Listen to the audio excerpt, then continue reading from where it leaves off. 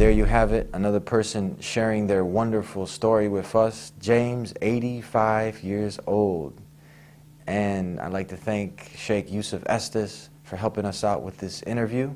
I hope the story that James got to share with you is something that will have an impact in your life for those people who are still seeking the truth, wanting to know the truth after hearing his story and watching some of our other shows, that you acknowledge and you're ready to acknowledge that, you know what, you're smart enough to know that there is a creator behind all of this, that this universe and everything in it did not just come by chance, that there's an orchestrator, there is one who is sustaining and maintaining it, and he is the most wise. He did not just create this all in mere play and foolishness, that I will have to go back to the giver of life, the one who has made me, and I'm going to have to answer for everything that I've done in this world, especially what I believed in my heart, and that the signs that he gives to an individual and to the nations, did I accept his signs? And this is one of them.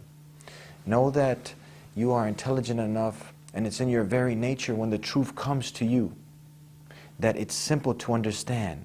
It's nothing complicated. It's a way of life that all the messengers of God brought. They all taught the same way of life, submission and surrender to the one God.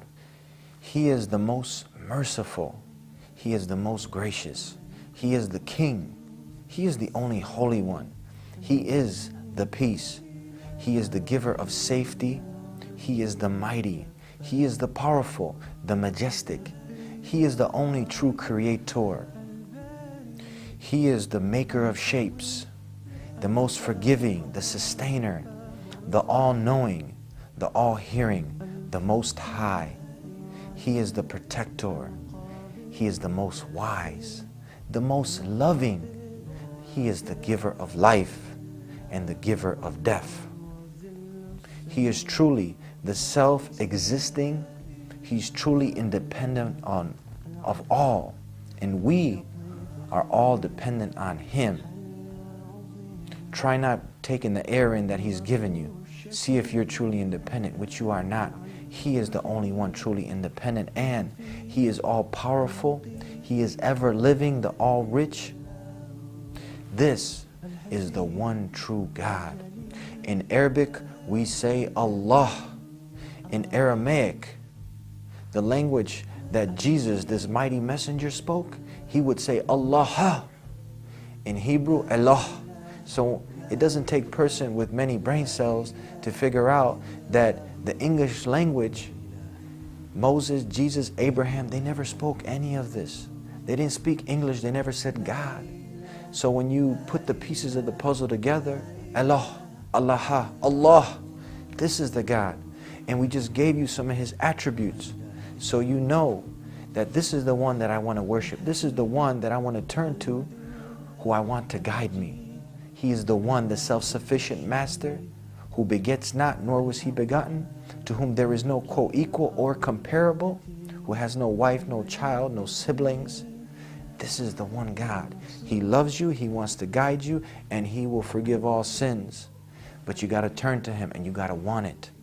We talked about some of these other things early in the show, that the lights will come on, the party will be over, this life will end, you'll be accountable for your sins. And you know, we got a lot of them. We're coming to a close. All I want to say is that we care for our brothers in humanity, and we want everybody to be in paradise. And paradise is eternal.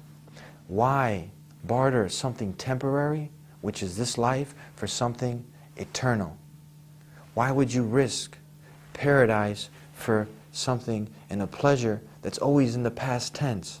I was here, I went there. It will all end. It will all be a past tense.